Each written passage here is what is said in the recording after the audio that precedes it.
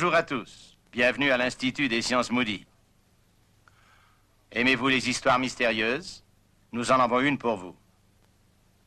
Suivant la tradition de tous les mystères, elle a sa maison hantée et ses fantômes, surgis du passé.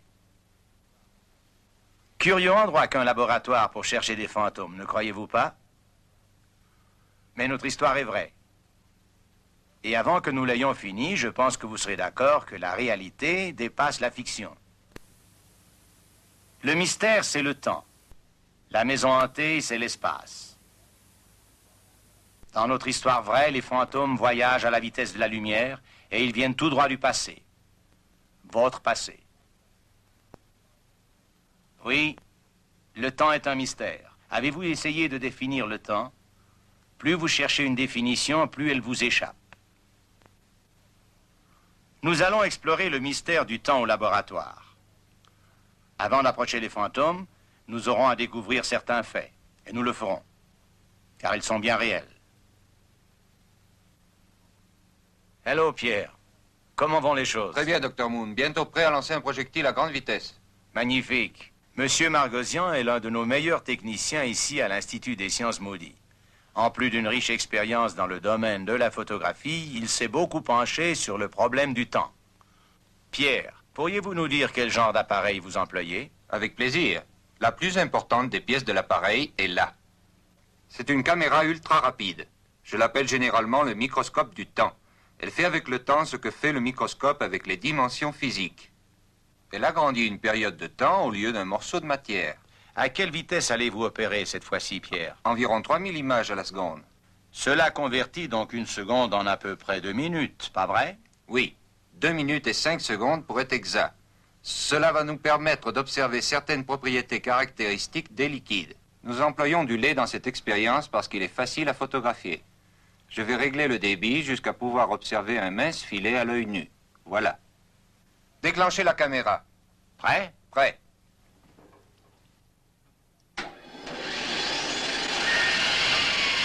Le filet de lait et les éclaboussures prennent une toute autre allure maintenant, n'est-ce pas? Mais ils ne sont pas modifiés pour autant. Le liquide n'a pas changé d'état. Nous avons simplement changé notre temps de référence.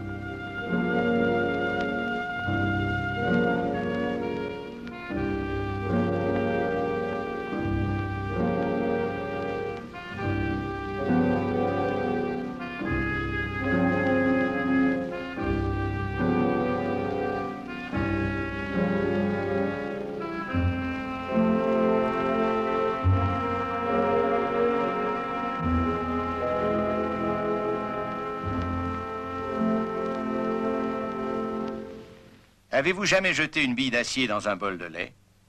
Il est probable que vous n'ayez aucun motif de le faire, mais pour les grandes vitesses, c'est un bon sujet d'étude. Regardez. La caméra ultra rapide photographie la chute et la bille semble s'enfoncer doucement sous la surface du liquide jusqu'à sa disparition. Ensuite, alors que vous l'avez presque oublié, la bille rebondit lentement. Ne vous y trompez pas. Ce n'est pas un des fantômes dont nous avons parlé. Ce n'est que le lait qui suit la bille en l'air.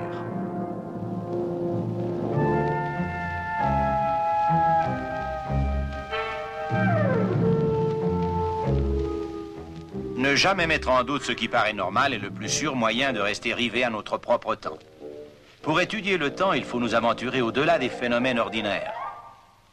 Et alors, cela nous ouvre un nouveau monde. Pierre, voulez-vous m'aider dans une expérience? Mais oui. Prenez cet œuf et placez-vous là. Très bien. Voulez-vous le mettre en équilibre sur votre tête, s'il vous plaît? Hé, une seconde. Si vous pensez faire ce que je crois deviner, merci bien. Je serai plus tranquille en le plaçant là. Bon, ce sera peut-être plus sûr, Pierre. Si Guillaume Tell avait employé un œuf au lieu d'une pomme, l'histoire aurait donné quelque chose comme ça.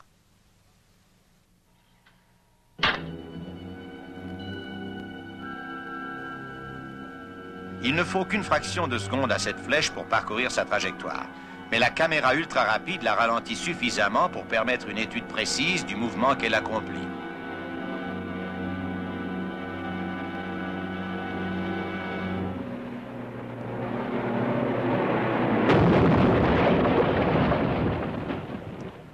récemment, à l'Université de Californie à Los Angeles, on a utilisé une caméra ultra rapide pour étudier la collision d'une voiture.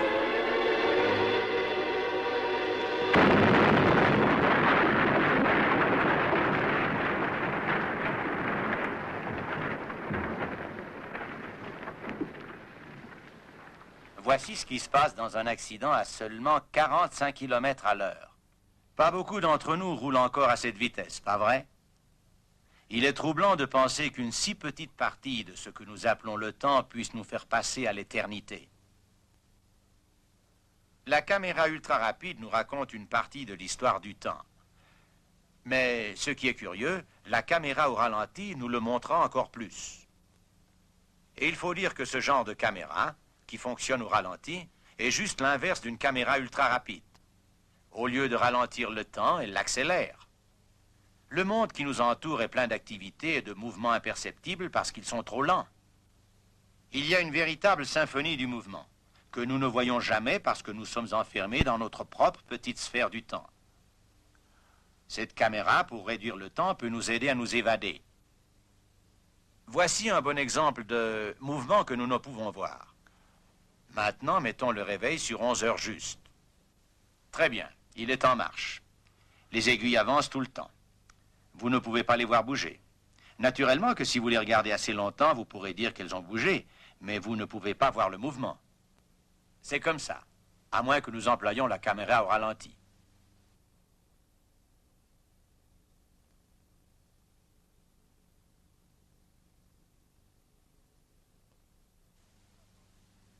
Ne vous a-t-il pas semblé que les aiguilles tournaient plus vite puis ralentissaient? En réalité, elles n'ont pas changé de vitesse.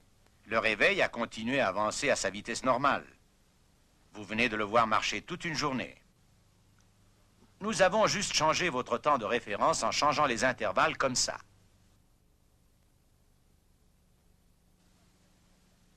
Chaque fois que la lumière s'allume, la caméra prend une photo. Si vous n'êtes pas encore convaincu, peut-être ceci vous aidera-t-il. Ce n'est pas une rose magique. Cette fleur provient d'un jardin. Cette fois-ci, regardez le réveil et la rose. Nous prenons maintenant une photo toutes les 10 minutes. Bien sûr, nous les projetons à la vitesse normale. Cela veut dire que nous réduisons 72 heures à 18 secondes.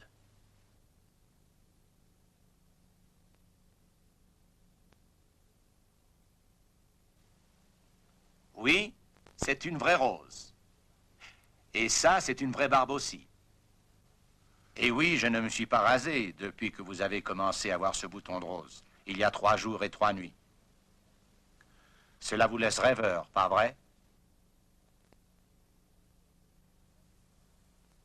Voici un morceau d'1 mètre d'un film standard de 16 mm. Il y a là 120 photos différentes. Ce mètre de film passerait dans la caméra ultra rapide en... Oh, je me suis rasé pendant que vous regardiez le close-up du film.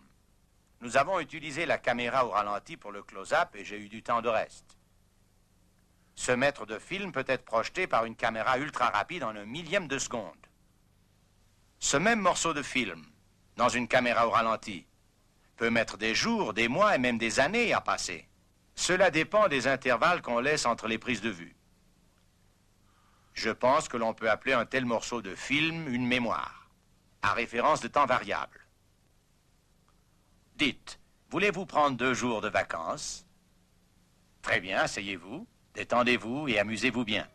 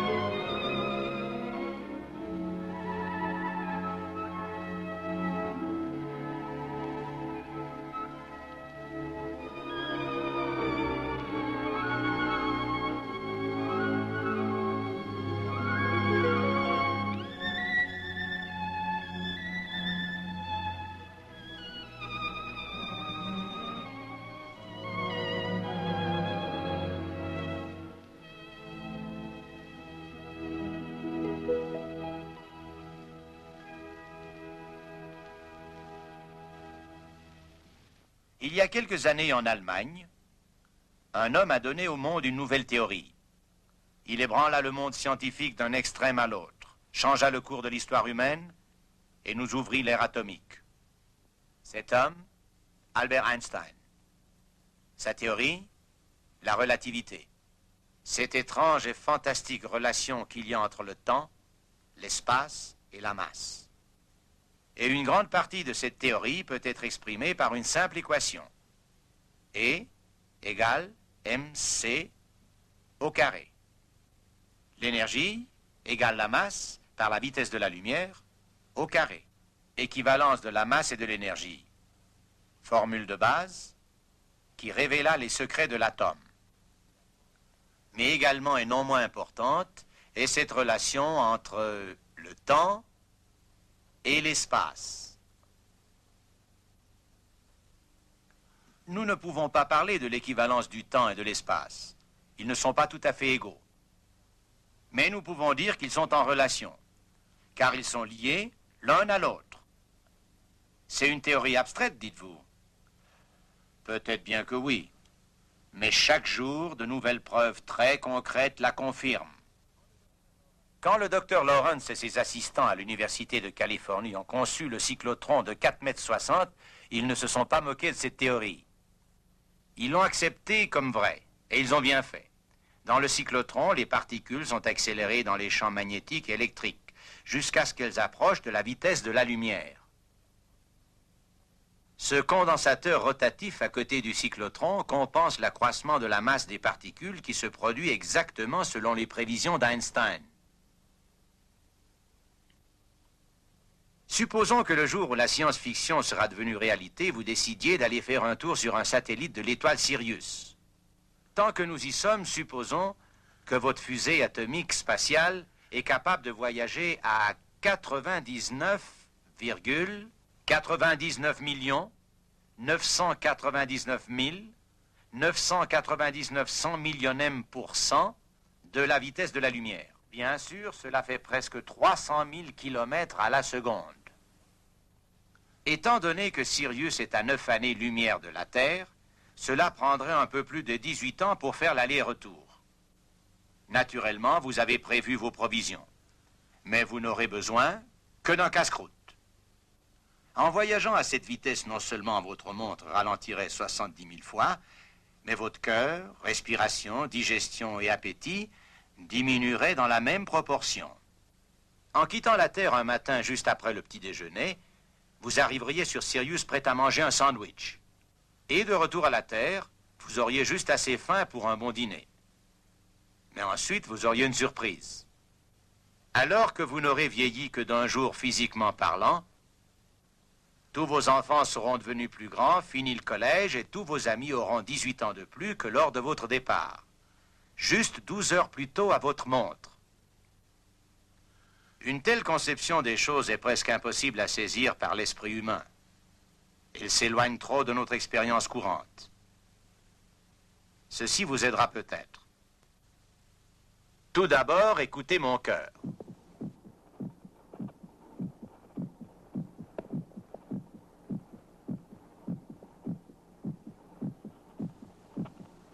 Maintenant, déclenchons l'horloge pour que vous vous habituiez au rythme de son battement.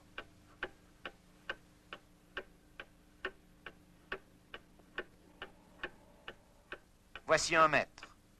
Il paraît normal.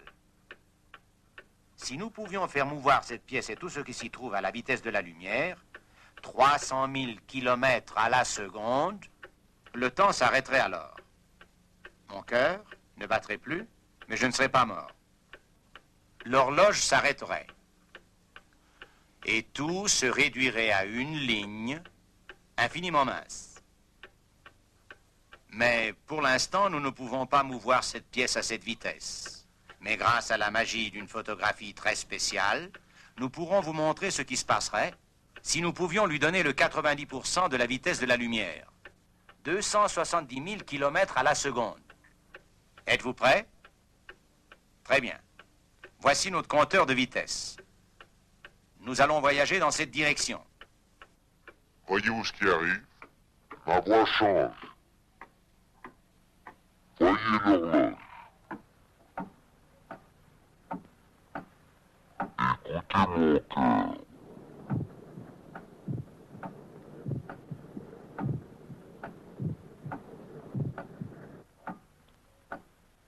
Voyez le liard.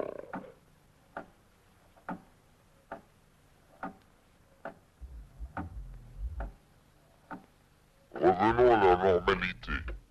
Cette fois, nous allons accélérer à la verticale, au lieu de l'horizontale. Maintenant, le yard a 18 pouces de long quand on le tient verticalement.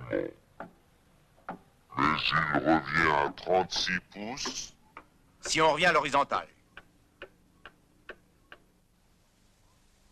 Quand la pièce était en mouvement, tout semblait normal pour moi. Ma voix me semblait la même. Le rythme de l'horloge restait constant. Ce mètre paraissait le même dans les deux directions. Cela parce que j'allais à la même vitesse que la pièce. Mais vous, observateur immobile, vous remarquez les changements. Bien sûr que les effets visuels que vous avez vus ont été obtenus dans ce cas par l'usage de lentilles Panavision, qui sont des lentilles à foyer variable. Mais l'effet a été exactement le même que si la pièce avait réellement atteint le 90% de la vitesse de la lumière. On les appelle les effets de la relativité. Ils sont basés sur des formules mathématiques qui sont aussi communes pour les spécialistes en physique nucléaire que l'est pour nous le 2 et 2 font 4. Aussi fantastique que cela paraisse, ce sont les formules qui nous donnent ceci.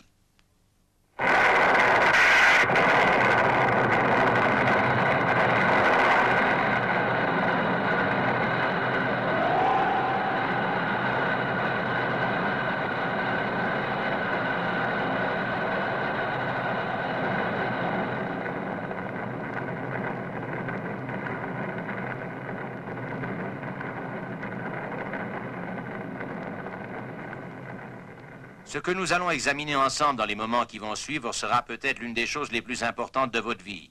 Écoutez attentivement. Avant tout, souvenez-vous bien de tous les faits fantastiques dont nous avons discuté. Et ensuite, pensez une minute à la nature de Dieu. Pour créer et maintenir l'univers, Dieu devait être tout-puissant, omniscient et omniprésent. C'est-à-dire qu'il devait pouvoir tout faire, tout savoir, être présent ou existant en toute part à la fois. Pensez-vous à ce que cela signifie? Si l'espace et le temps sont inséparablement liés l'un à l'autre, alors un Dieu qui n'est pas limité par l'espace ne peut être limité par le temps. Si pour lui, tout point de l'espace est ici, alors tout moment du temps est maintenant. Et ceci est d'une importance considérable pour vous et pour moi. Pour des raisons qui ne sont pas trop difficiles à comprendre, l'homme aime à penser que le passé est révolu, mort et enterré. Mais rien n'est aussi loin de la vérité. Même du point de vue de l'humanité, le passé continue à exister dans le présent. Aimeriez-vous voir plus d'1 million d'années dans le passé et les voir comme si elles étaient présentes, maintenant? Vous le pouvez. Cette nuit, faites un tour dans la campagne loin des lumières de la ville. Si la nuit est claire et la portée de votre vue est bonne, vous pourrez voir dans la constellation d'Andromède un tout petit objet brillant. On l'appelle la nébuleuse d'Andromède. C'est vraiment un autre univers à quelques 820 000 années-lumière dans l'espace. Pendant que vous regardez, souvenez-vous de ceci. La lumière qui atteint votre œil ce soir a quitté cet univers lointain il y a plus de 3/4 de million d'années, et elle a voyagé à travers l'espace depuis ce jour-là. Vous regardez 820 000 années dans le passé, et vous voyez comme si c'était aujourd'hui. Mais il n'est pas nécessaire d'aller si loin dans l'espace pour trouver le même principe. Chaque jour, quand vous regardez le soleil, vous le voyez avec 8 minutes et quart de retard, car le soleil est à 8 minutes et quart lumière de la Terre. La nuit, quand vous regardez Antares, vous regardez 250 ans en arrière comme si c'était aujourd'hui. De temps en temps, les journaux rapportent la découverte d'une nova ou d'une supernova, une étoile qui s'enflamme comme une bombe d'hydrogène géante. Nous les observons avec nos télescopes. Nous disons que cela vient d'arriver. Mais tout astronome sait que ce que nous voyons est arrivé il y a des centaines ou même des milliers d'années avant. Mais savez-vous que cela est vrai dans les deux sens? Si vous étiez sur l'étoile Rigel, Jeanne d'Arc viendrait juste de rassembler le peuple de France. Sur Bételgeuse, La Fontaine serait en train d'écrire ses fables. Sur l'étoile Canope, nous serions sous le Second Empire. Il y a déjà un siècle qu'il est du domaine du passé. Mais voici quelque chose qui peut vous empêcher de dormir.